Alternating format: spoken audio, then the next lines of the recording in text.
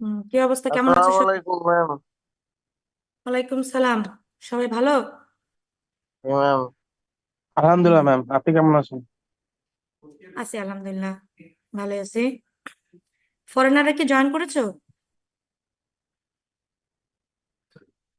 Yes, ma'am. আচ্ছা। Yes ma'am. আচ্ছা, যারা ঢাকায় আছো তারা অফলাইনে করতে পারো তো, পারো না বলো? লেকচার গ্যালারিতে তো ক্লাস হচ্ছে, তোমরা যারা হোস্টেলে আছো তারা এসে অফলাইনে করতে পারো না? সেটা তো ভালো হয় তোমাদের জন্য। হোস্টেলে আছো না তোমরা কেউ? কয়েকজন আছে।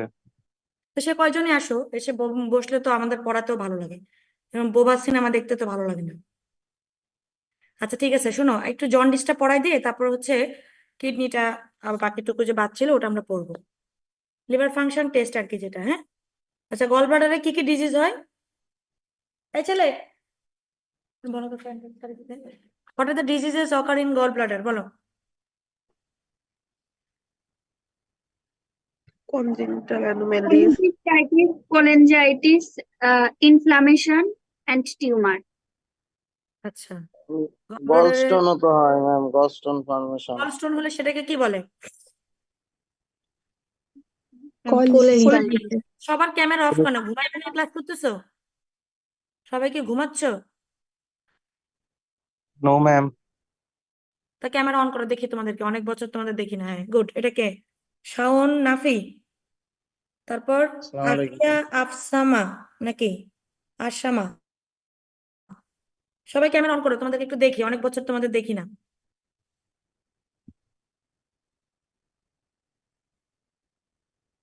গলব্লাডারে স্টোন হলে তাকে কি বলে? সেটার নাম কি? Yes, ma'am. কলি Yes. লিথিয়াসিস। কোলিলিথিয়াসিস। আর ইনফেকশন হলে কি বলে? ক্রনিক কোলিসিস্টাইটিস বা অ্যাকিউট ক্রনিক কোলিসিস্টাইটিস। আচ্ছা, যদি একটা পেশেন্ট তোমার কাছে চোখ হলুদ নিয়ে আসে, ইউরিনের এক্সট্রিম ইয়েলো কালার আছে, তার মানে আমরা কি চিন্তা করবো? পেশেন্টের কি হয়েছে? Jaundice. জন্ডিস, তাই না? জন্ডিস হয়েছে। তো জন্ডিস হলে আমরা কি কিছু পরীক্ষা নিরীক্ষা করি, তাই না? সেগুলোর নাম কি? সেই পরীক্ষাগুলোর নাম হইতেছে লিভার ফাংশন টেস্ট। তার আগে হচ্ছে একটু জন্ডিসটা কি, সরাসরি মাথার উপর দিলে বাচ্চারা শব্দ শুনবে না, আশেপাশে দাও, এটা বন্ধ করে দাও, ওইটা দাও। আচ্ছা, নর্মাল সেরাম বিলিরুবিন কত থাকে আমাদের? 0.3 থেকে 1 মিলিগ্রাম। আচ্ছা, আর যখন জন্ডিস হবে তখন কত হবে এটা? মোর দেন More 3। than two. থ্রি। ভালো। তাহলে এই যে 0.3 এর উপরে, মানে 1 থেকে 3 পর্যন্ত, এটাকে জন্ডিস হবে না? মানে ল্যাটিন স্টেজ থাকবে এটা। এটা লেটেন্ট জন্ডিস। পরীক্ষার সময় কিন্তু এটা জিজ্ঞেস করবে। হ্যাঁ, তাহলে নর্মাল সেরাম বিলিরুবিন কত? সবাই আনমিট হও, বলো, মুখস্থ করো, এটা পরীক্ষার সময় কেউ পারো না। নর্মাল সেরাম বিলিরুবিন হচ্ছে 0.3 মিলিগ্রাম Per থেকে deciliter. 1 milligram per DL. Deciliter. Clinical jaundice কখন বলবো? যখন সেটা কতর বেশি থাকবে? More than more 3 than three milligram. Milligram per DL ma'am. 3 milligram. আর ল্যাটেন্ট কখন হবে? 1 to 1 3 to 3 milligram. 1 to 3 1 to 3 milligram per milligram. deciliter. হ্যাঁ, সবাই পারবে এটা? ঠিক আছে। Yes, ma'am. আচ্ছা, এই যে বিলিরুবিন কোত্থেকে আসে জানি না আমরা, বলো কিভাবে আসে? এটা হেমাটোলজিতে পড়ছো। বিলিরুবিন কোথা থেকে আসে? Breakdown of RBC. Breakdown of RBC. Okay, RBC যখন ব্রেকডাউন হয় তখন আয়রন, গ্লোবিন আর প্রোটোপরফাইরিন রিলিজ হয়। সেই প্রোটোপরফাইরিন কনভার্টেড হয় ম্যাক্রোফেজের ভিতরে বিলিরুবিন, সেটা থাকে আনকনজুগেটেড। কোথায় গেলে কনজুগেশন হবে? লিভারে লিভারে। গেলে। লিভারে। আচ্ছা, তারপরে সেটা এক্সক্রিশন হবে through kidney and the gut, urobilinogen and sterco bilirubin হিসেবে। Okay, good. আচ্ছা, এখন তাহলে আনকনজুগেটেড বিলিরুবিন আর কনজুগেটেড বিলিরুবিন, এই দুটার মধ্যে ডিফারেন্স কি? তাহলে আনকনজুগেটেডটা কোথায় থাকবে? ব্লাডে, ম্যাম। আরে থাকবে। ব্লাডে থাকবে। আর এটা কি ইউরিন দিয়ে পাস হবে? না। না, না ম্যাম, শুধু পাস হবে না। না, শুধুমাত্র তাহলে কনজুগেটেডটা এখানে পাস হবে। ঠিক আছে, এটা একটু দেখে নিও। আর কি কি টাইপের জন্ডিস আছে এটা ছোটবেলা থেকে আমরা পড়ে আসতেছি, তাই না? হেমোলাইটিক, হ্যাঁ। Hepatocellular Hemolytic. And jaundice. অবশ্য সবচেয়ে মজার বিষয় হচ্ছে এই তিনটার পার্থক্য লেখার সময় খুব ফানি একটা ব্যাপার হয়। পরীক্ষার সামনে যে বসে সে মনে করো হেমোলাইটিকে লিখলো আনকনজুগেটেড বিলিরুবিন পাওয়া যায়, কিছুক্ষণ পরে একজন বললো না কনজুগেটেড, দেখা যায় যে এটা ইনক্রিজ ডিক্রিজ, একবার মুছে আবার লেখে, আবার মুছে আবার লেখে। এখন একটা কথা আমি বলে দিই, সারা জীবন মনে রাখবা, হেমোলাইটিক তোমরা একটু আগে কোথায় বললে আরবিসি কোথায় ভাঙে, ভাঙার পরে সেখান থেকে তোমার হচ্ছে রিলিজ হয় আনকনজুগেটেড, তার মানে ব্লাডের সাথে রিলেটেড কোনটা, আনকনজুগেটেড। আনকনজুগেটেড। তাহলে হেমোলাইটিক জন্ডিস যেখানে আছে সেখানে কোন ধরনের বিলিরুবিন বাড়বে, আনকনজুগেটেড। আনকনজুগেটেড। আর লিভারের ভিতরে যখন ঢুকে যাবে তখন বিলিরুবিন কি হয়ে যাবে, কনজুগেশন। কনজুগেটেড। তাহলে বোথ বোথ হেপাটোসেলুলার এবং অবস্ট্রাকটিভ দুইটাতেই কি ধরনের বিলিরুবিন বাড়বে, আনকনজুগেটেড। Conjugated. Conjugated. মনে থাকবে? হ্যাঁ, hepatocellular that means the problem in the liver cell, আর অবস্ট্রাকটিভ মানে হচ্ছে কমন বাইল ডাক্ট, যেখান থেকে সিক্রেশনটা হচ্ছে সেখানে অবস্ট্রাকশন। তাহলে এখন আর ঝামেলা হবে না। হেমোলাইটিকে কোন ধরনের বিলিরুবিন বাড়বে, আনকনজুগেটেড, আর হেপাটোসেলুলার আর অবস্ট্রাকটিভে হচ্ছে কনজুগেটেড বাড়বে। এই দেখো এখানে বলছে haemolytic jaundice occurs due to increase breakdown of RBC which leads to increased production of bilirubin. Hyperbilirubinemia due to unconjugated bilirubin, জন্ডিসটা থাকবে মাইল্ড 4 থেকে 6, এর বেশি কম হতে পারে। হেপাটোসেলুলার কেন হবে, damage to the liver. Hepatocyte or liver cell. এরপরের line কি পড়ো, এখানে কিছু বলছে যে আনকনজুগেটেড পাওয়া যেতে পারে কিন্তু মেনলি হতেছে কনজুগেটেড পাওয়া যায়। আচ্ছা, কেন হবে viral hepatitis, drugs, alcohol. Obstructive কেন হবে, cholestasis, failure of bile secretion, তারপর হচ্ছে ভাইরাল হেপাটাইটিস, অ্যালকোহল, ড্রাগস। এই কজগুলো মুখস্থ করে নেবে, এগুলো কিন্তু তোমাদেরকে রিটেন ভাইভাতে জিজ্ঞেস করা হবে, ঠিক আছে। স্টোন হলে সিবিডিতে এটা হতে পারে। এই যে পার্থক্যটা দেখো, হেমোলাইটিকে সবসময় কোন ধরনের বাড়বে, আনকনজুগেটেড আনকনজুগেটেড। বিলিরুবিন। হেপাটোসেলুলারে ইউজুয়ালি কনজুগেটেড, কিন্তু যেটা এখনো লিভারে আসছে কিন্তু কনজুগেশন হয় নাই, যেটা আনবাইন্ডিং অবস্থায় আছে সেটাও বাড়তে পারে, কিন্তু অবস্ট্রাকটিভে অ্যাবসলিউটলি কনজুগেটেড হবে। দেখো এই alanine amino transferase, aspartate amino transferase, this enzymes are release from where, এটা কোথা থেকে রিলিজ হয়, লিভার থেকে। লিভার থেকে। তাহলে হেমোলাইটিক জন্ডিস যখন হবে তখন কি এগুলা বাড়বে, no ma'am. No ma'am. Ma'am. No. সবাই কি একমত? জি ম্যাম। আচ্ছা, তাহলে হেমোলাইটিক জন্ডিসে এএলটি এএসটি কি থাকবে, Normal নরমাল। থাকবে। নর্মাল থাকবে। আর হেপাটোসেলুলারে কি হবে, হাই রাইজ হবে। অনেক বেশি থাকবে। আর অবস্ট্রাকটিভে বাড়তেও পারে নাও বাড়তে পারে, ঠিক আছে। কারণ অবস্ট্রাকটিভ জন্ডিসটা মেনলি কজ হচ্ছে obstruction of the CBD, common bile duct অবস্ট্রাকশনের জন্য। সেকেন্ডারি ইফেক্ট হিসেবে বাড়তেও পারে বাট নাও বাড়তে পারে। আচ্ছা, অ্যালকালাইন ফসফেটেস এটা কি একটা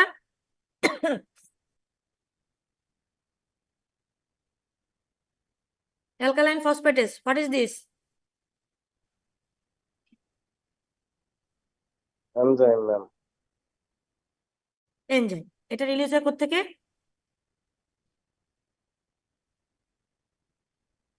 এগুলো ফিজিওলজির পড়া, বায়োকেমিস্ট্রির পড়া, এখানে শুধু আমরা শুনবো তোমরা কি পারো। এটা কোত্থেকে রিলিজ হয়,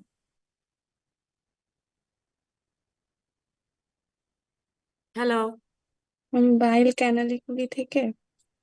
কমন বাইল ডাক্টের যে লাইনিং এপিথেলিয়াম থাকে সেখান থেকে ইউজুয়ালি এটা রিলিজ হয়, ঠিক আছে।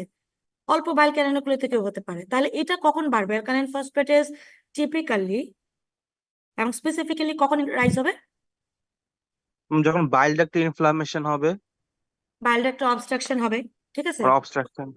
হ্যাঁ তখন এটা বাড়বে। আচ্ছা, প্রথম বিন টাইম রিলেশন কার সাথে, এটা কোথায় জানি সিনথেসিস হয় প্রথম বিন টাইম, ম্যাম লিভারে ম্যাম। তাহলে এটা কোন জন্ডিসে বাড়বে, হেপাটোসেলুলার। 87 কিন্তু পার্টিসিপেন্ট আছো, ঠিক আছে, কথা বলতেছো মাত্র 2-3 জন, আমি ক্লাস বন্ধ করে দিব, কোনো দরকার নেই, আইসা পরীক্ষা দিবা। বাকিরা কথা বলছো না কেন, ঘুমাচ্ছ, না ম্যাম। তা কি সারা পানি রাতকে খাই। চোর পাড়া দিয়ে এখন ডাকাত পাড়া দিয়ে এখন ঘুমাচ্ছে নাকি, পানি খাই ম্যাম। তো তুমি খালি কথা বলতেছো কেন, বাকিরা কি হয়েছে? এই আসিফ কোথায়? 54, আদনান 104, ম্যাম এগুলো কই? কথা বলিস না কিসের জন্য? অফ অনলাইনে ম্যাম কিন্তু আমি তো কালকে কথা ম্যাম আমি তো কথা ম্যাম আচ্ছা, তা কথা বলে না কোনটা সেটাকে ধরতেছে তারা। আচ্ছা, তাহলে অ্যালকালাইন ফসফেটেস কোন জায়গায় বাড়বে শুধুমাত্র? কোন জন্ডিসে বাড়বে বলো? Ma'am obstructive jaundice. অবস্ট্রাকটিভ জন্ডিসে বাড়বে। তাহলে এটা আমরা পারবো পরীক্ষার সময় লিখতে? এটা কিন্তু খুব ইম্পর্টেন্ট, রিটেন ভাইবা সবসময় জিজ্ঞেস করবো। আচ্ছা, অ্যালবুমিন গ্লোবুলিন এটা এগুলা কোথায় সিনথেসিস হয়? ম্যাম লিভারে ম্যাম। লিভারে। তাহলে লিভারে ম্যাম। হেপাটোসেলুলার জন্ডিস হলে এটা সমস্যা হবে। আচ্ছা, ইউরোবিলিনোজেন এটা হচ্ছে ইনক্রিজড হবে। আর হচ্ছে তোমার স্টুলের কালারটা কেমন হবে? একটা জিনিস মনে রাখো, যখন হচ্ছে বাইল ডাক্টে অবস্ট্রাকশনের প্রবলেম হবে তখন হচ্ছে ফ্রোদি বাল্কি স্টুল হবে, কারণ স্টার্কোবিলিনোজেনটা তখন ডিক্রিজড হয়ে যাবে এটার জন্য। ঠিক আছে, কি কি টেস্ট করব আমরা different function of the liver দেখার জন্য? অনেক ধরনের ফাংশন পরীক্ষার সময় অনেকভাবে বলতে হবে। দেখো, সিনথেটিক ফাংশন দেখার জন্য, metabolic function, excretory function, storage function, detoxification function, এগুলো তুমি রিটেনে লিখবা। আর যখন তোমাকে পরীক্ষার সময় জিজ্ঞেস করবে তখন তুমি কিভাবে বলবা, ভাইভাতে কিভাবে বলবা? যদি বলে যে তুমি একটা পেশেন্টকে কি কি টেস্ট করতে দিবা, তাহলে এভাবে না বলে আমরা তখন 1 নাম্বার যদি একটা টেস্ট বলতে চাই জন্ডিসের জন্য, তাহলে কি বলবো?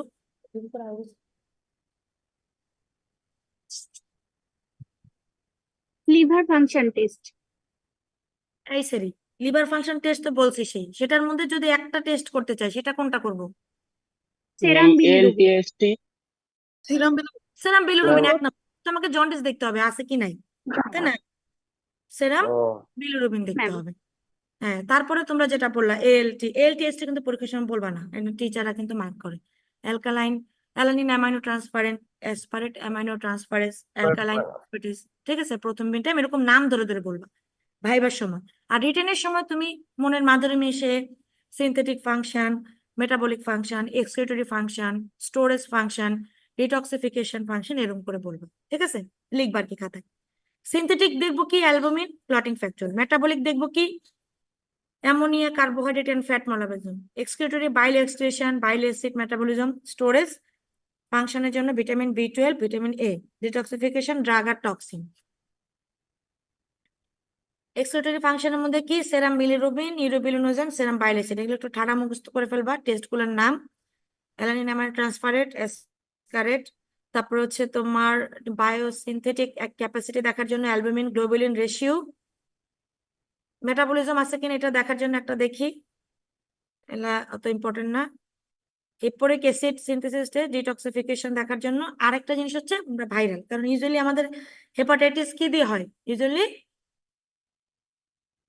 হেপাটাইটিস বি ভাইরাস না? আরে বাপরে, একেবারে বি। নো ম্যাম, মানে হেপাটাইটিস আচ্ছা, হেপাটাইটিস ভাইরাস। হ্যাঁ, কমন কোনটা? কমন কোন ভাইরাসটা দিয়ে হয়? Hepatitis B. না না, বি কেন হয়? বি এর চেয়ে কমন কোনটা বেশি? সবচেয়ে কমন কোনটা? এই তোমরা যে ফুচকা খাবা, ডেন্টালের সামনে এসে যে ফুচকা খাবা তখন কোনটা হবে? হেপাটাইটিস এ আর টি হবে, তাই না? বেশি হবে। ঠিক আছে, তাহলে এটার জন্য সারফেস অ্যান্টিজেন দেখি আমরা। এগুলো তোমরা মাইক্রোবায়োলজি তারা ভালো করে পড়বা, দেখে নিবা। ঠিক আছে, সবচেয়ে বেশি ক্রনিসিটি করে কোন ভাইরাস? ক্রনিসিটি করে hepatitis C. Hepatitis C. Virus. হ্যাঁ, সি এটা কিন্তু ভাইরাস। খুব ইম্পর্টেন্ট। হ্যাঁ, সবচেয়ে বেশি, অনেকে মনে করে যে বি, কিন্তু না, সবচেয়ে বেশি ক্রনিসিটি হয়, যদিও সি ভাইরাস কম, কিন্তু ক্রনিসিটিটা বেশি করে হচ্ছে সি ভাইরাস। ওকে, এগুলার একটু ভ্যালু জানবো আমরা। হ্যাঁ, এএলটি কত? অ্যাডাল্টে 10 to 40, ইনফেন্টে হচ্ছে তোমার 7 to 40, নিউ বর্নে হতেছে তোমার, এটা হচ্ছে ইন্টারন্যাশনাল ইউনিট পার লিটার এটা। হ্যাঁ, কেন বেড়ে যাবে? এএলটি কেন বাড়বে? ভাইরাল টক্সিসিটির জন্য, সার্কুলেটরি ফেলিওর, শকের জন্য হতে পারে, ইনফেকশাস মনোনিউক্লিয়াস, কোলেস্টেটিক জন্ডিস, এগুলোর কারণে হতে পারে। অ্যাসপারেটন ভ্যালু জানবা 10 to 35, অ্যাডাল্ট, ইনফেন্টস 9 to 80। এগুলো একটু মুখ। আচ্ছা বলো তো, এএসটি আমরা কোথায় জানি একটা পড়ছিলাম, আর কোথায় জানি বারে পড়ছিলাম? এলডিএইচ এএসটি আরেকটা সিস্টেমে আমরা পড়ছিলাম বারে। এনিওয়ান? সিবিএস। হ্যাঁ, কি হলে, কোন রোগ হলে? মায়োকার্ডিয়াল হুম ঠিক আছে ওকে মাই হাইপারবিলিরুবিনিমিয়ার কজ নর্মাল বিলিরুবিন কত সেটা আমরা জানি আনকনজুগেটেড কখন বাড়ে হেমোলাইসিস হলে নিউনেটাল জন্ডিস হ্যাঁ ছোট বাচ্চাদের যেটা হয় সেটা কি ধরনের আনকনজুগেটেড ঠিক আছে আরেকটা হচ্ছে গিলবার্ট সিনড্রোম এটা হচ্ছে ওদের কনজুগেশন হয় না এটা অটোজোমাল ডমিনেন্ট ডিসঅর্ডার এটা হচ্ছে গিলবার্ট সিনড্রোম কনজুগেটেড কখন হবে hepatocellular hepatitis cholestasis hereditary conjugated হবে কখন ডুবিন জনসন রোটর সিনড্রোম এগুলো একটু নাম জাস্ট শুধু জানবা প্রথম দিন টাইম কার কার সাথে রিলেটেড কোন কোন ফ্যাক্টর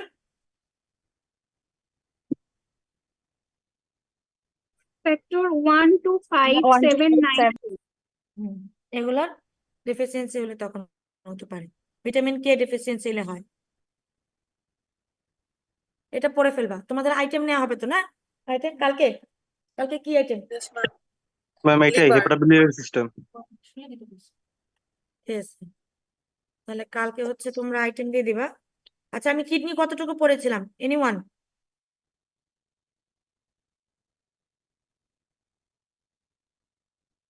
ম্যাম বেসিক স্ট্রাকচার পর্যন্ত পড়ানো হয়েছে। তাই আমার তো মনে হচ্ছে মেকানিজমও পড়েছিলাম আমরা আচ্ছা দেখি একটু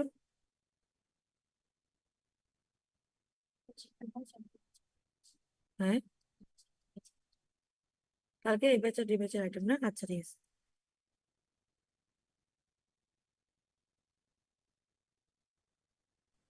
ma'am pathogenesis of glomerular injury পর্যন্ত হ্যাঁ পড়ানো এটা পর্যন্ত বলেছিলাম না অ্যান্টিজেন অ্যান্টিবডি রিঅ্যাকশনের কারণে হয় এটা আমার মনে হচ্ছে এটা আমি বলেছিলাম এটা কি কিডনি বলো তো এটা কি রোগ ম্যাম হয়েছে হর্সু তাই এটা তো হাইপোপ্লাসিয়া এটা নাই একটা কিডনি দেখো নাই দেখা যাচ্ছে যেখানে কোনো কিডনি নাই এজেনেসিস হুম হাইপোপ্লাসিয়া অথবা agenesis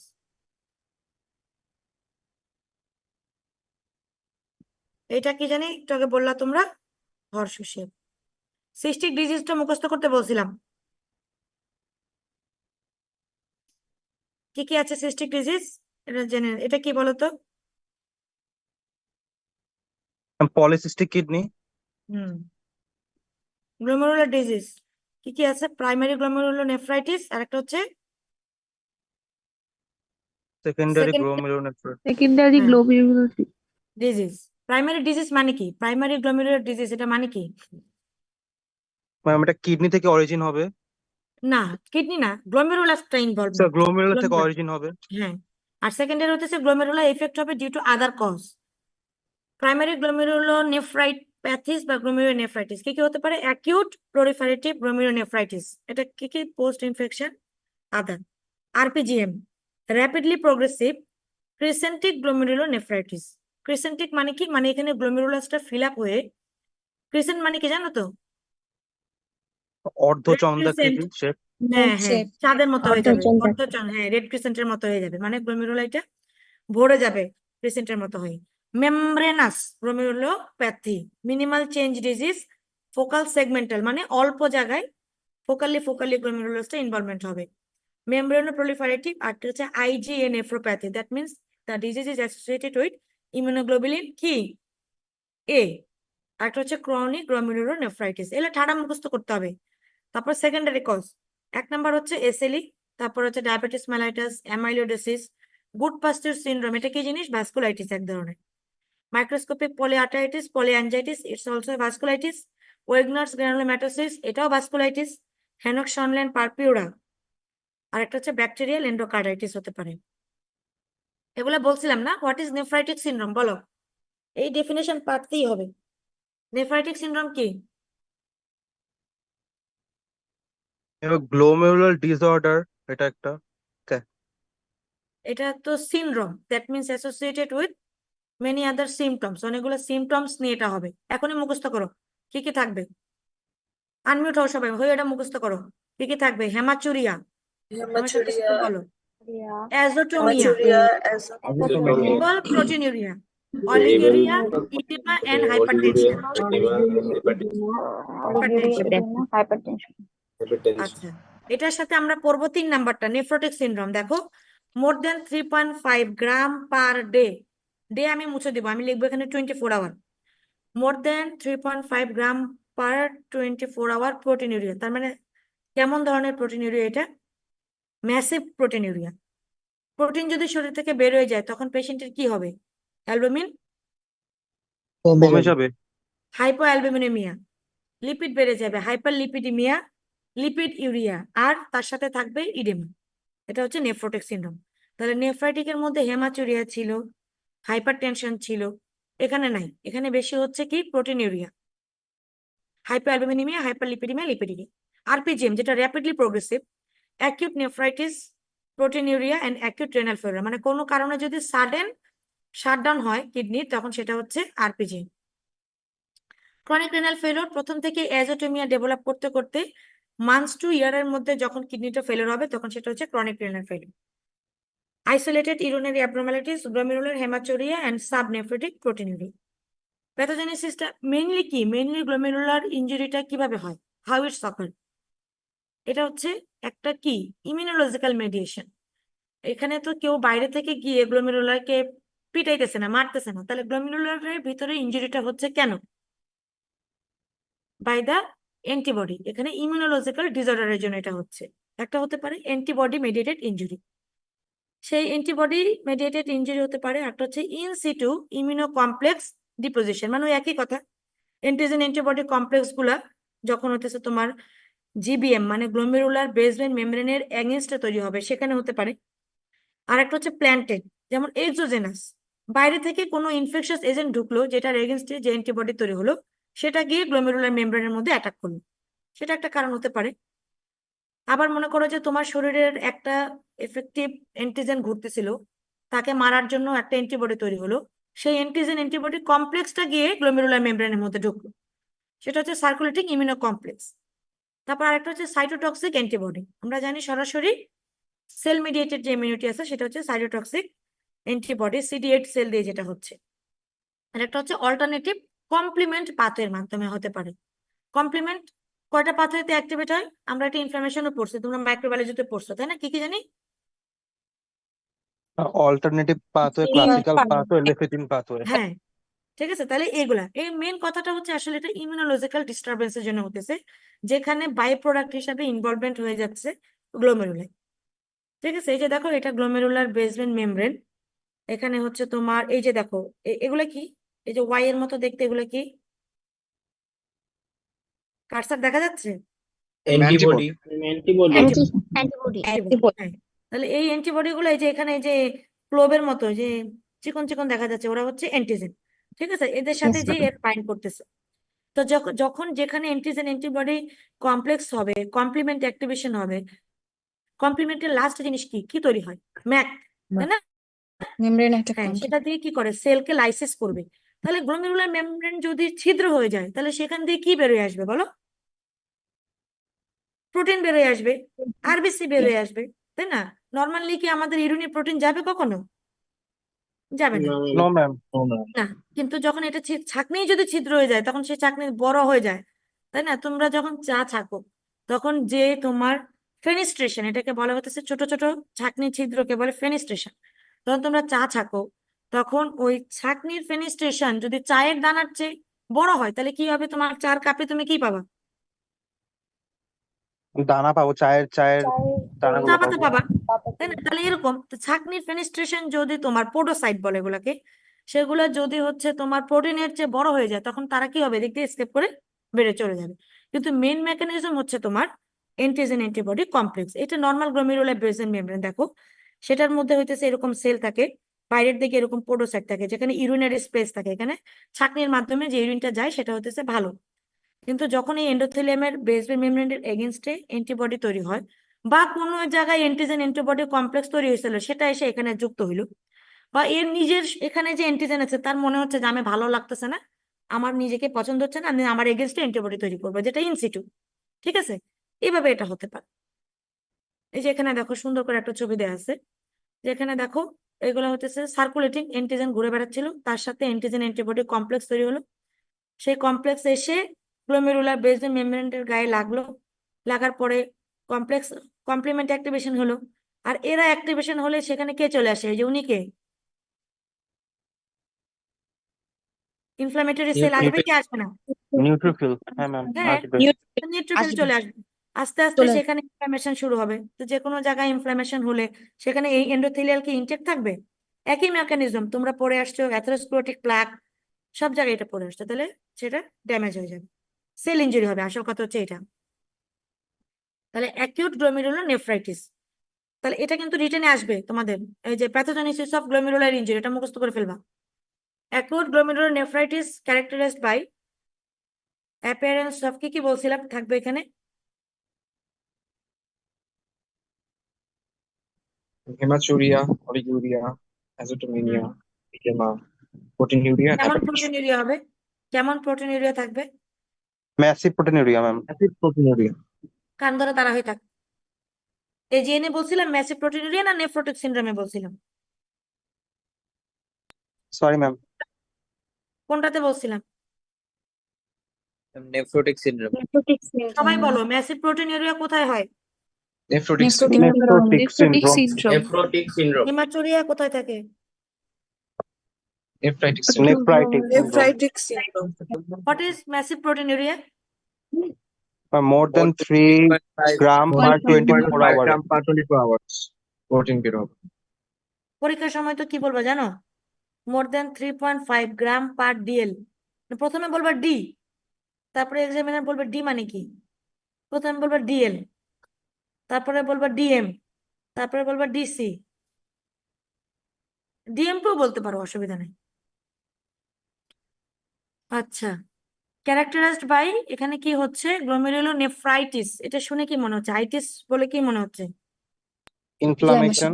Inflammation. Inflammation of the, inflammation হলে কি আসবে?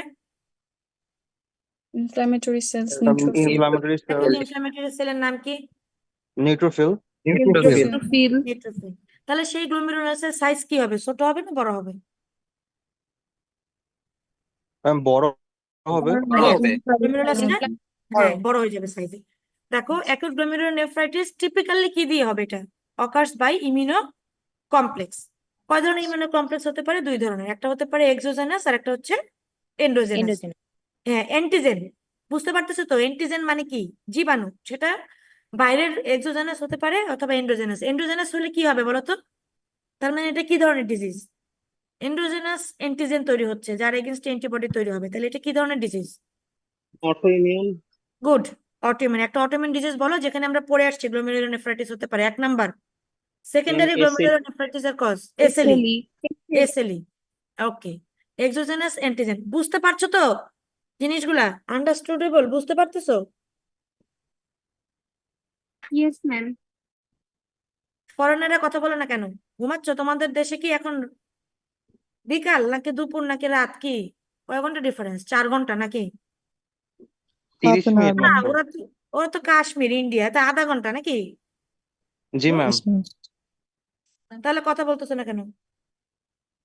তোমার নাম কি? মাহেন মালিক। ছবি দিয়ে রাখছো, এটা কি? হ্যান্ডশেক করতেছে কেডা? Ma'am, this is a, sorry ma'am, Gmail account photo. ওটা কেডা? হ্যান্ডশেক করে কে? হু আর দে? Ma'am, this is an album by Pink Floyd, ma'am. বুঝি নাই।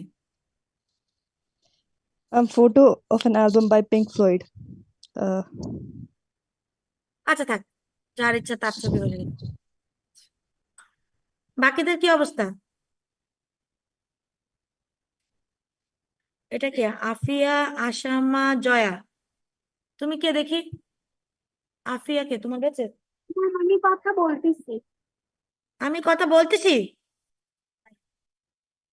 জি ম্যাম, কিন্তু ম্যাম কোথায়? আমাদের এখানে কনস্ট্রাকশনের কাজ হচ্ছে তো যার কারণে অনেক বেশি শব্দ। ও, বাড়ি বানাচ্ছে নাকি? জি ম্যাম। হুম, ঠিক আছে। আকিব কে? আকিব? Yes ma'am. আচ্ছা। ফাজিল ইলাহি, রোল 20। Yes, ma'am. কি করতেছে? Are you sleeping? No, ma'am. Hamza Shah 67। Yes ma'am. এটা কিসের ছবি?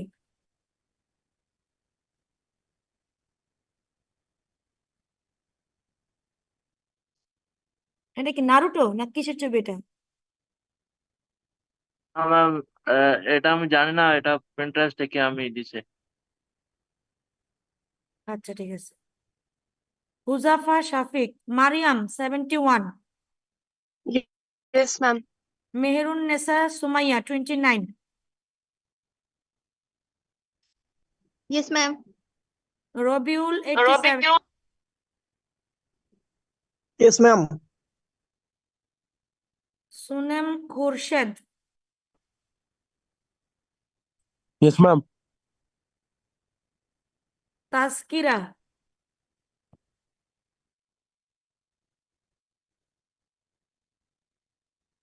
এটা কোনটা? ইয়ামিন কোনটা? 19? Yes, ma'am. তোমার নাম কি? পুরো নাম বলো। Ma'am, Yami Manzoor Wani. আমার ছেলের নামও ইয়ামিন, মোহাম্মদ আয়াতুল্লাহ ইয়ামিন। তুমি কি আমার ছেলের মতো বান্দর নাকি ভালো? Balo. সেটা তুমি বললে হবে না, I have to ask to your mom, তাই না? আমার ছেলেকে জিজ্ঞেস করলে কি সে বলবে সে ভালো না খারাপ? Sabhi balo. সবাই ভালো। গেঞ্জি জেনারেশন নাকি তোমরা? না তোমরা গেঞ্জির আগে না পরে? তোমরাই তো গেঞ্জি।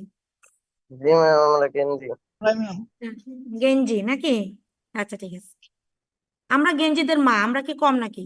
হুম। আচ্ছা, এক্সোজেনাস অ্যান্টিজেনের কথা বলছিলাম। এটা হচ্ছে পোস্ট ইনফেকশন গ্লোমেরুলার নেফ্রাইটিস। মানে কি এই কথাটার মানে কি? পোস্ট ইনফেকশন গ্লোমেরুলার নেফ্রাইটিস মানে ইনফেকশন হবে একটা, তারপরে সেখানে গ্লোমেরুলার ইনজুরি হবে। আচ্ছা, এন্ডোজেনাস তোমরা অলরেডি পারছো যে নেফ্রাইটিস অফ এসিলি। মোস্ট কমন ইনফেকশন কি হয় জানো? Streptococcal, but also associated with other infection. অন্যগুলা থেকেও এটা হতে পারে।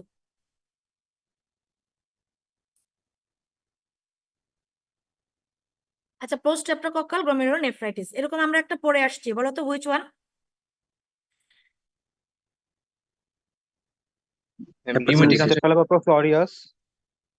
না না, এরকম একটা পোস্ট স্ট্রেপ্টোকক্কাল ইনজুরি হওয়ার পরে আরেকটা অর্গানের সমস্যা হয়েছিল, সেটা কি নাম? Ma'am, heart. Pneumatic হ্যাঁ, arthritis. Ma'am, Rheumatic rheumatic arthritis. Rheumatic Heart. Heart disease, হ্যাঁ। তো এরকম এখন হচ্ছে পোস্ট স্ট্রেপ্টোকক্কাল ইনফেকশন হওয়ার পরে 1 to 4 weeks after a streptococcal infection of the ফ্যারিংস or স্কিনের ইনফেকশন হওয়ার পরে তোমার যারা পুয়ার হাইজিং এ থাকে তাদের হয়। কোন এজে হয়? ইউজুয়ালি 6 to 10 years, ওইটাও তাই ছিল। এখন কোনটা দিয়ে হবে? কোন স্ট্রেপ্টোকক্কাল ইনফেকশন দিয়ে হবে? Group A beta haemolytic স্ট্রেপ্টোকক্কাই। অনেক ধরনের স্ট্রেন আছে, সাধারণত 12, 4 and 1 স্ট্রেন দিয়ে হয়।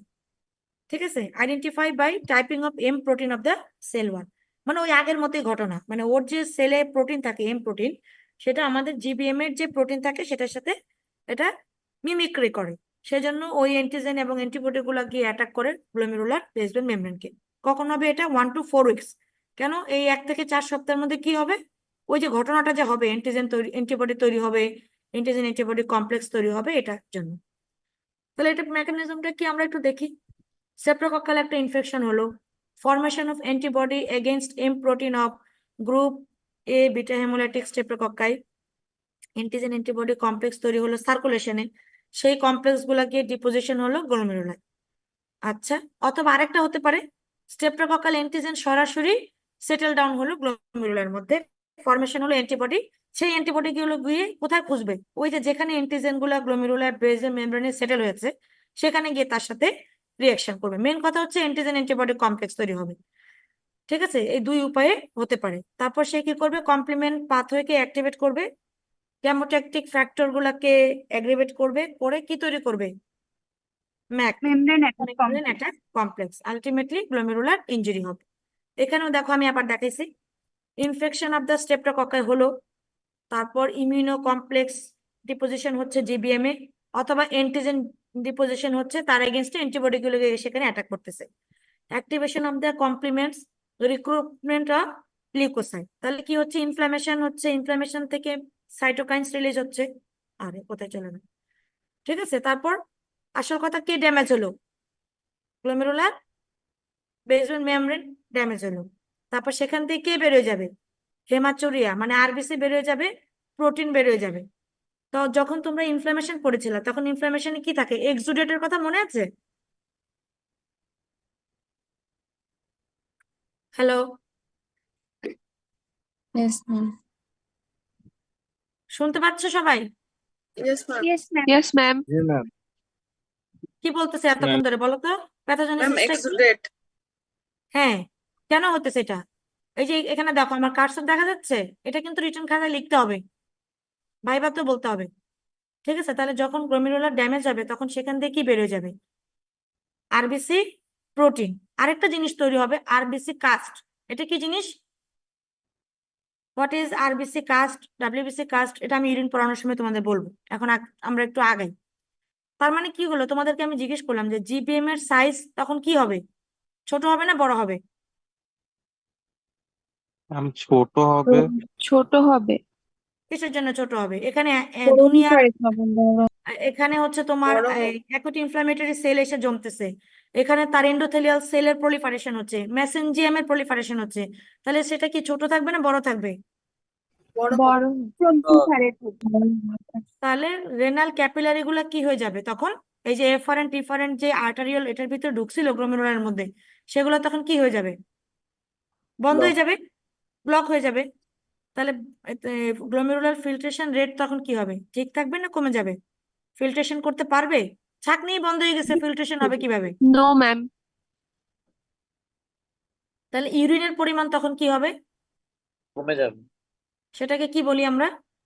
Oliguria. অলিগোরিয়া। আর বডিতে কি হবে? Salt and water retention. তাহলে কি হবে? সল্ট এন্ড ওয়াটার রিটেনশন হলে তখন আমরা তাকে কি বলি? एडिमा ইডিমা হবে। ঠিক আছে, তাহলে এই যে আমরা পড়ে আসছিলাম যে হেমাচুরিয়া হবে, প্রোটিন ইউরিয়া হবে, আর কি থাকবে? ইডেমা থাকবে। ঠিক আছে, এটা একটু আবার ভালো করে তোমরা দেখো। একজন এনিওয়ান ভলেন্টিয়ার মাইক অন করে বলো আমরা কি কি পড়লাম এতক্ষণ প্যাথোজেনেসিসটা।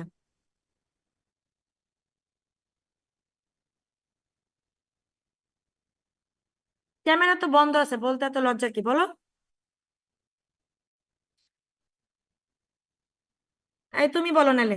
হুমায়রা নওশিন 8। Yes, ma'am.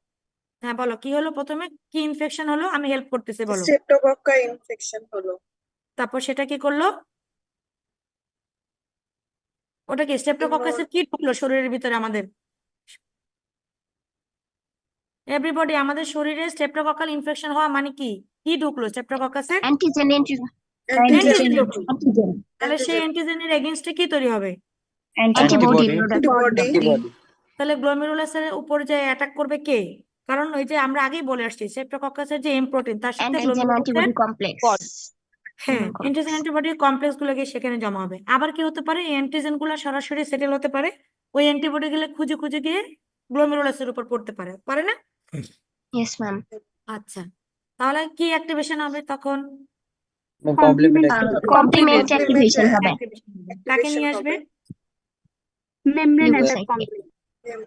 পরে অ্যাকুট ইনফ্লামেটরি সেল আসবে, গ্লোমেরুলার ডিজিজ হবে মেমব্রেন অ্যাটাক কমপ্লেক্সের মাধ্যমে। তারপর আমরা কি দেখতে পাবো? এগুলো তো ভিতরে হচ্ছে, আমরা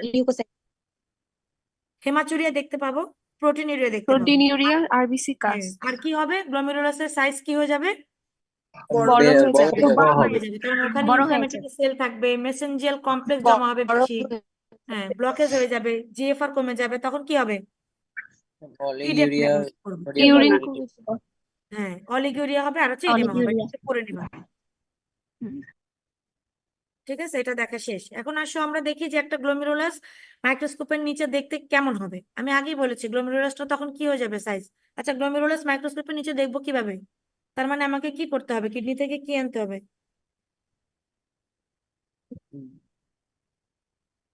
Biopsy. বায়োপসি করতে হবে। কিভাবে বায়োপসি করে? কোর বায়োপসি করতে হবে কিডনি, ঠিক আছে? হ্যাঁ, কিডনি কোর বায়োপসি করতে হবে, এটা মনে রাখো। কান পরিষ্কার করে সবাই শোনো, kidney renal disease, medical renal disease diagnosis করার জন্য, ঠিক আছে, কিডনিতে বায়োপসি করা হয়। সেই বায়োপসি স্যাম্পলটা হিস্টোপ্যাথোলজি দেখার জন্য আমরা জানি কিসে দেই, ভুলে গেছো? কি ফিক্সিটিভ জানি ইউজ করি? অ্যালকোহল 95%, বাপরে, হ্যাঁ ঠিক আছে, এতদিন পড়াশোনা না করলে তো এগুলাই হবে। Form formally formalin 10% Formalin. Formalin. 10% হুম। আচ্ছা, এখানে আরেকটা কথা মনে রাখবা, দুইটা বায়োপসি নেওয়া হয়, একটা দেওয়া হয় ফরমালিনে আর একটা দেওয়া হয় নর্মাল স্যালাইনে। কিসে? নর্মাল হ্যাঁ, ফরমালিন কেন আর নর্মাল। কেন কেন কারণ এই পুরো প্রক্রিয়াটাই কিন্তু একটা অ্যান্টিজেন অ্যান্টিবডি কমপ্লেক্স, এবং এই অ্যান্টিজেন অ্যান্টিবডি কমপ্লেক্স গুলো কোথায় জমা হয়েছে সেটার উপর ডিপেন্ড করে ডিজিজ গুলাকে আমরা ক্লাসিফাই করি। এটা কি গ্লোমেরুলারের বেসমেন্ট মেমব্রেনে, এটা কি ব্লাডের এন্ডোথেলিয়ামে, এটা কি মেসেঞ্জিয়াল ক্যাপিলারিতে, এরকম কোন জায়গায় জমা হয় অ্যান্টিজেন গুলা এবং কি ধরনের অ্যান্টিজেন বা অ্যান্টিবডি জমা হয়, এটার উপর মেডিকেল কিডনি ডিজিজকে ভাগ করা হয়। সেটার নাম হচ্ছে ডিরেক্ট ইমিউনোফ্লুরোসেন্স টেস্ট, বা সংক্ষেপে বলা হয় ডিআইএফ। কি বলছি বলো? Direct Test- immunofluorescence direct immunofluorescence. হ্যাঁ হ্যাঁ, আর ডিআইএফ টেস্ট করা হয়। তাহলে আমরা হিস্টোপ্যাথোলজি দেখবো, তার সাথে সাথে হচ্ছে আমরা তোমার কি করব, ডিআইএফ টেস্ট করব, কোন ধরনের অ্যান্টিজেন অ্যান্টিবডি জমা হচ্ছে ওটাকে আইডেন্টিফাই করার জন্য। তাহলে দেখো, এখন পোস্ট স্ট্রেপ্টোকক্কাল গ্লোমেরুলোনেফ্রাইটিসে কি থাকবে? এনলার্জড হাইপারসেলুলার গ্লোমেরুলাই থাকবে। হাইপারসেলুলার কেন হবে? এখানে কি আসবে? ইনফ্ল্যামেটরি সেল আসবে, কে নিউট্রোফিল এবং ম্যাক্রোফেজ আসতে পারে। আবার প্রলিফারেশন হবে এন্ডোথেলিয়াল এবং মেসেঞ্জিয়াল সেল। আচ্ছা, তারপরে দেখো কি বলছে নিচে ডিআইএফ ফাইন্ডিং, এটা তোমরা এখন একটু মুখস্থ করে রাখো, পরে যখন কেউ প্যাথোলজিস্ট হবা বা রেনাল ডিজিজ নেফ্রোলজিস্ট হবা তখন এটা আরো ভালো করে দেখতে পাবা। ইমিউনোফ্লোরেসেন্স মাইক্রোস্কোপিতে গ্র্যানুলার ডিপোজিশন হবে আইজিজি, আইজিএম এবং সি3 in the mesangium and along the glomerular basement membrane. এই দেখো, এটা হচ্ছে হিস্টোপ্যাথোলজি। দেখো, এই যে বাম দিকে দেখা যাচ্ছে, এটা হচ্ছে একটা নর্মাল গ্লোমেরুলাই। কার্সার দেখা যাচ্ছে? জি ম্যাম। Yes ma'am. ইয়েস আচ্ছা, ম্যাম। হ্যাঁ, এটা হচ্ছে দেখো নর্মাল গ্লোমেরুলাই। এটা হচ্ছে গ্লোমেরুলার বেসমেন্ট মেমব্রেন, এগুলো হচ্ছে মেসেঞ্জিয়াল, ঠিক আছে, এগুলো হচ্ছে পোডোসাইট, এই যে বাইরের দিকে এগুলো হচ্ছে পোডোসাইট। ওকে, এগুলো হচ্ছে এন্ডোথেলিয়াল ক্যাপিলারিস। এটা দেখো তো কেমন দেখা যাচ্ছে? কোথায় চলে, এটা কেমন? হাইপারসেলুলার ম্যাম। হাইপারসেলুলার, বড় হয়ে গেছে, ঠিক আছে। এখানে নিউট্রোফিল, লিউকোসাইট আছে, আর হচ্ছে এই যে এগুলো হচ্ছে তোমার মেসেঞ্জিয়াম, এই যে স্পেসের মধ্যে যে পিঙ্কিশ পিঙ্কিশ জিনিসগুলো দেখা যাচ্ছে এগুলো হচ্ছে মেসেঞ্জিয়াম, মানে এগুলো প্রোটিন, আসলে লিকেজ হয় না, এগুলো এটার ভিতরেই থাকে, তো সেগুলো হচ্ছে এখানে বেড়ে গেছে, ঠিক আছে। দেখো, এটা হচ্ছে ডিআইএফ এর ছবি। ডিআইএফ এ যখন আমরা ইমিউনোফ্লুরেসেন্স করি তখন এরকম গ্রিন কালার গ্র্যানুলার ডিপোজিশন দেখা যাচ্ছে, এই যে দেখো লাইটের মতো জ্বলতে থাকে। এখন কি কি নিয়ে আমাদের কাছে পেশেন্ট আসবে? নেফ্রাইটিক সিনড্রোম, তার মানে oliguria, haematuria, variable proteinuria, oedema, hypertension এবং অ্যাজোটোমিয়া। তোমাকে যদি জিজ্ঞেস করি যে নেফ্রাইটিক সিনড্রোম বা পোস্ট স্ট্রেপ্টোকক্কাল গ্লোমেরুলোনেফ্রাইটিসে হাইপারটেনশন হয় কেন, বলতে পারবো না? Salt and water retention. হুম। এখন আসো, হোয়াট ইজ অ্যাজোটোমিয়া? পড়ে আসছো বায়োকেমিস্ট্রিতে, বলো কি?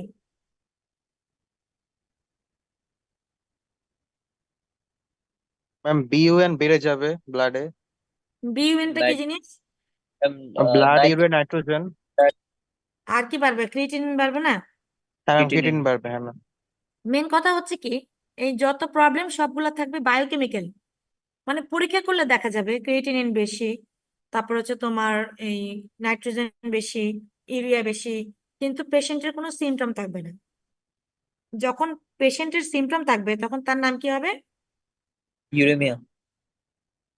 ইউরেমিয়া। আচ্ছা, এখানে দেখো, তোমাদেরকে আমি ইউরিনটা পড়াই নাই, তারপরে এখানে একটু দেখে রাখো, আমি আর যখন ইউরিন পড়াবো তখন বলবো।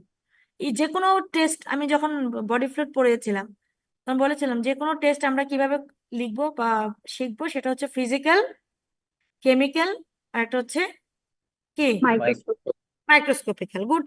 তাহলে ফিজিক্যালি তুমি যদি একটা এজিএনএ পেশেন্টের ইউরিন দেখো, সেটা তুমি কেমন কালার দেখবা, কিরকম থাকবে দেখতে? Straw colour. Straw colour. Straw colour তো তোমার আমার ইউরিন নর্মাল কালার, যেহেতু ইউরিবিলিনোজেনের জন্য, কিন্তু এজিএন এর পেশেন্ট বা আরপিজিএন এর পেশেন্ট, তাদের কালার কেমন হবে? রেড। রেড। ইউরিন দিয়ে কি বেড়ে যাচ্ছে? এই blood জিনের vessel. ব্লাড যে প্রোটিন হ্যাঁ, তাহলে সেটা কালার কেমন হবে? ইউজুয়ালি একটু রেড ব্লাড থাকলে রেড কালার হ্যাঁ, পাবে স্মোকি কালার থাকতে পারে, ঠিক আছে। আর কেমিক্যাল এক্সামিনেশন করে আমি কি পাবো? প্রোটিন পাবো। প্রোটিন প্রোটিনের জন্য জানি আমরা কি টেস্ট করি ছোটবেলা থেকে? Heat coagulation heat Coagulation. আচ্ছা, এটা এখানে কেমন প্রোটিনিউরিয়া থাকবে? Mild to moderate. আচ্ছা, মাইক্রোস্কোপে করলে আমরা কি দেখতে পাবো? নর্মালি ইউরিনে আমি এখন বলে দেই, আবার হচ্ছে ইউরিন যখন পড়াবো তখন বলবো। নর্মালি ইউরিনে কিছু ইপিথেলিয়াল সেল থাকে, আর হচ্ছে তোমার 2-3টা বা 1টা থেকে 5টা পর্যন্ত পাস সেল থাকে, কোনো আরবিসি থাকে। কিন্তু এই পেশেন্টের ইউরিনে আমরা কি দেখতে পাবো? আরবিসি দেখতে পাবো, ঠিক আছে। আরবিসি কাস্ট থাকবে। কাস্টগুলো কি? কাস্টগুলো হচ্ছে এই যে তোমার গ্লোমেরুলাসের মধ্যে বা নেফ্রনের মধ্যে এগুলো যখন জমা হয় তখন এগুলা প্রোটিনের ছাঁচের আকারে বেরিয়ে আসে। এগুলো আমি ছবি দেখাবো তোমাদের, একটু খালি মনে রাখো। এখানে রেড সেল কাস্ট থাকবে আর ডিসমরফিক আরবিসি থাকবে, মানে আরবিসি গুলোর সাইজ শেপ ঠিক থাকবে না। আর কিছু ইপিথেলিয়াল সেল এবং অনেক পাস সেল থাকতে পারে। এগুলা কি ইউরিনের মধ্যে দেখা যাচ্ছে গোল গোল? Is there any nucleus? No, ma'am. No, ma'am. তাহলে what is this? RBC cast. RBC cast. RBC. Cast কেন? কাস্ট তো বলছি না যে একটা সিলিন্ড্রিকাল ফিগার থাকবে, ঠিক আছে। আচ্ছা, এছাড়া আমরা কি বায়োকেমিস্ট্রি দেখতে পারি, যেখানে ক্রিয়েটিনিন বাড়বে, ঠিক আছে, জিএফআর কমে যাবে, তার সাথে সাথে পেশেন্টের মেটাবলিক অ্যাসিডোসিস ডেভেলপ করবে। কিডনির সমস্যা হওয়া মানে হচ্ছে সারা বডির মধ্যে একটা হ্যাপাজার্ড লেগে যাওয়া। কারণ তুমি যদি শরীর থেকে ময়লা দূর করতে না পারো তখন সেই ময়লা শরীরে জমে সব জায়গায় এফেক্ট করবে, তাই না? ওকে, এখানে আবার আবার কি জানি বলছি। আচ্ছা, 95% এফেক্টেড চিলড্রেন রিকভারি করে যেতে পারে যদি কনজারভেটিভ থেরাপি হয়।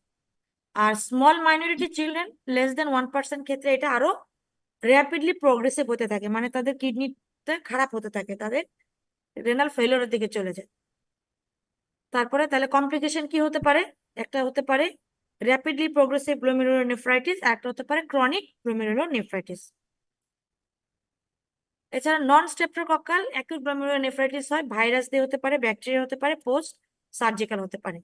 এখন হচ্ছে নেফ্রোটিক সিনড্রোম, এই দুইটাকে ভালো করে পারতেই হবে। একটা হচ্ছে মেকানিজম কি, ইনজুরি হওয়ার গ্লোমেরুলাস, আর একটা হচ্ছে সেটার ইমপ্লিমেন্টেশনের কারণে অ্যাকিউট পোস্ট স্ট্রেপ্টোকক্কাল গ্লোমেরুলোনেফ্রাইটিস, আর একটা হচ্ছে নেফ্রোটিক সিনড্রোম। দুইটা ডিজিজ আমাদেরকে পারতেই হবে। দেখো, ম্যানিফেস্টেশন অফ নেফ্রোটিক সিনড্রোম আগেই বলে আসছি, কি থাকবে এখানে? ম্যাসিভ প্রোটিনুরিয়া, মোর দেন 3.5 গ্রাম পার ডে অথবা 24 আওয়ার্স। তাহলে প্রোটিন চলে গেলে বডিতে কি হবে? No, hypoalbuminemia. অ্যালবুমিন চলে গেলে কেমন ইডেমা হবে? জেনারেলাইজড পুরো বডিতে। জেনারেলাইজড ইডেমা হয়। আরেকটা জানি কি ধরনের ইডেমা আছে আরো বেশি খারাপ, সেটা নাম জানি কি? চামড়ার নিচেও পানি চলে আসে, ওটার নাম জানি কি? কি জানি বলে? অ্যানাসার্কা। হ্যাঁ, হাইপারলিপিডেমিয়া হতে পারে আর লিপিডিউরিয়া হতে পারে। নেফ্রোটিক সিনড্রোমের কজগুলো দেখো: minimal change disease, membranous glomerulopathy, mesangiocapillary glomerulonephritis, proliferative glomerulonephritis, focal segmental glomerulosclerosis. এছাড়া সেকেন্ডারি কজ হতে পারে ডায়াবেটিস মেলাইটাস, তারপর হচ্ছে এসএলই, পলিআর্টারাইটিস নোডোসা, ভাস্কুলাইটিস, এগুলো আমি আগেই বলছি। এখন দেখো ইউরিনারি ফাইন্ডিংস কি হবে? অলিগুরিয়া থাকবে, ম্যাসিভ প্রোটিনুরিয়া থাকবে, আরবিসি এখানে থাকবে? থাকবে না। এটাতে সেলুলার গ্র্যানুলার কাজ থাকতে পারে। দুইটা পার্থক্য আছে দেখো এখানে, নেফ্রোটিক সিনড্রোম আর নেফ্রেটিক সিনড্রোম। এটার কমন কজ হচ্ছে এজিন, আর এটা হচ্ছে মিনিমাল চেঞ্জ ডিজিজ, মেমব্রেনাসে গ্লোমেরুলোপ্যাথি যদি হয়। আর ইডিমা এখানে পেরিঅরবিটাল, এখানে অ্যানাসার্কা। ইউরিনারি চেঞ্জের মধ্যে হেমাচুরিয়া কার থাকবে? নেফ্রোটিক না নেফ্রাইটিকের? নেফ্রাইটিক। ম্যাসিভ প্রোটিনুরিয়া কার থাকবে? Nephrotic. নেফ্রোটিক। আচ্ছা, হাইপারটেনশন কার থাকবে? Nephritic. Nephritic syndrome. আচ্ছা, ঠিক আছে। ক্লাস কয়টা পর্যন্ত তোমাদের? 12:50. 12:50। আচ্ছা, ঠিক আছে, তাহলে নেক্সট ক্লাসে আমরা ইউটিআই পড়বো। হ্যাঁ, দেখি আর কি কি বাদ আছে। ইউটিআই, আচ্ছা, এগুলো বেশি সময় লাগবে না। তারপর হচ্ছে টিউমার গুলো পড়তে হবে, তাই না? টিউমার গুলোর নামগুলো একটু মুখস্থ করে একটু দেখে আচ্ছা, ঠিক আছে, ইনশাল্লাহ হয়ে যাবে। তোমরা পড়তে থাকো, হ্যাঁ, যত কিছুই হোক পরীক্ষা কিন্তু হবেই। পরীক্ষা না দিয়ে ফিফথ ইয়ারে উঠা যাবে না। যাবে? No, ma'am. আচ্ছা, ঠিক আছে।